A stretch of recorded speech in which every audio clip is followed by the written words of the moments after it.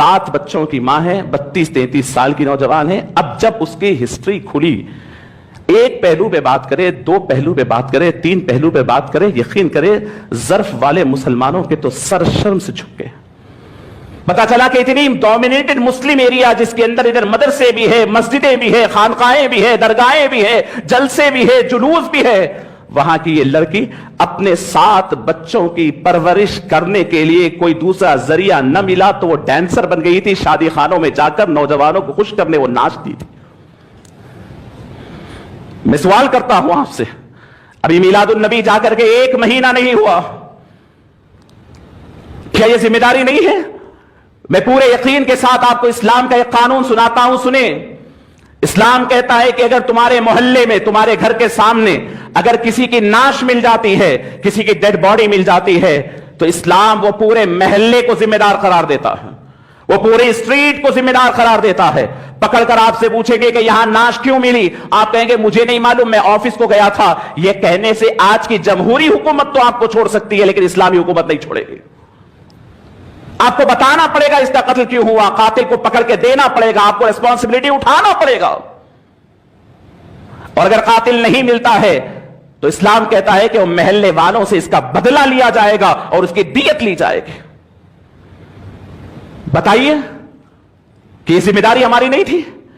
ایک گھر کے بازو, حضور فرماتے ہیں کہ تمہارے گھر کے بازو 40 گھر تک پڑوسی ہے, تمہارے کھانے کے اندر, تمہارے شوربے میں پانی ملا کر کے اسے کھلاؤ. اللہ تم سے سوال کرے گا, جنت میں جانے کے لیے ٹھہرو گے تو پوچھا جائے گا, تمہاری گواہی تمہارے پڑوس سے لی جائے گی, تمہارا پڑوس تمہارے بارے میں کیا کہتا تھا.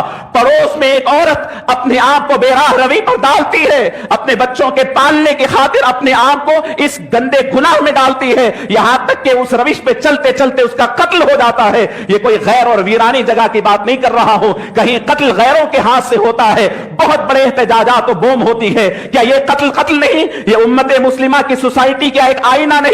کیا یہ تصویر نہیں ہماری؟ بہت باتیں ہیں, پورا حیدرآباد تنظیموں سے بھرا ہوا ہے, سوشل ایکٹیویٹیز کام کرنے والوں سے بھرا ہوا ہے. کیا ان تمام کے اور ہم تمام کے سر نہ جھکے ہوں؟ احساس مر گیا ہے ہمارا, ضمیر مر گیا ہے ہمارا, ہمیں احساس نہیں ہمارے پڑوسی کے گھر میں کیا ہو رہا ہے, اس کے اوپر کیا گزر رہی ہے. کیا آپ کے پاس یہ نہیں کہا گیا کہ یتیم بچوں کی کفالت آپ کے پاس فضیلت والی چیز نہیں ہے, بیواؤں کو سہارا دینا نہیں ہے؟ اور ایک بات سن لیں, یہ بھی ایک بڑا عیب ہمارے پاس ہے کہ ایک بار کسی کا رشتہ ٹوٹ جاتا ہے یا اس کے شوہر کا انتقال ہو جاتا ہے, چاہے وہ کسی عمر کی ہو, ہم اس کو ایسے ہی چھوڑ دیتے ہیں, پھر اس کا دوسرا نکاح نہیں کرتے. یہ جرم, اگر وہ تو اللہ کے پاس گئی, وہ اپنا جواب دے رہی ہوگی, لیکن واقعی وہ بھی اس حالات سے گزری ہے تو اللہ ہم تمام سے سوال کرنے والا ہے. یہ ایک واقعہ نہیں, ایسے کئی بیوائیں اپنے گھروں میں تڑپ رہی ہیں, ان کے بچوں کی پرورش